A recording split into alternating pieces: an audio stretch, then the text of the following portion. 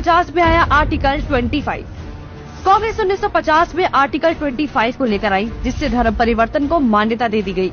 और सबसे ज्यादा किसका धर्म परिवर्तन हुआ ये सब जानते हैं, लेकिन ये तो सिर्फ शुरुआत थी। नेहरू 1950 में आर्टिकल 28 लेकर आए और हिंदुओं से धार्मिक शिक्षा का हक छीन लिया। लेकिन आर्टिकल 30 के तहत अल्पसंख्यक अपनी धार्मिक शिक्षा दे सकते हैं। धार्मिक शिक्षा के बाद निशाने पर थी धार्मिक संस्थाएं। 1951 में HRCE एक्ट, 1951 में Hindu religious and charitable endowment act लेकर आए। उन्होंने कारण दिया कि बड़े मंदिरों का रखरखाव सही से हो सके, लेकिन इसकी आड़ में कब्जे कर लिए, जिसके तहत भारत में मौजूद बड़े बड़े मंदिरों का प्रबंध सरकार ने अपने हाथों में ले लिया और मनमाने ढंग से इनकी संपत्ति का दुरुपयोग किया। और ये सिर्फ हिंदुओं के मंदिर पर लागू था, बाकी धर्मों या धार्मिक स्थल पर लागू नहीं था। 1956 में हिंदू कोड बिल आया।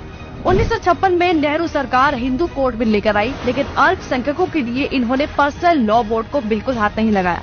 मतलब एक ही है, देश में एक जाति कद संविधान कानून से और दूसरी अपने धर्म के कानून के हिसाब से, और आज भी यूनिफॉर्म सिविल कोड से कतराते हैं।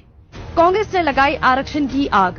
कांग्रेस आरक्षण लेकर आई, जिससे हिंदुओं को बांटने का काम किया गया, जिससे सबसे बड़ा नुकसान हिंदुओं को हुआ।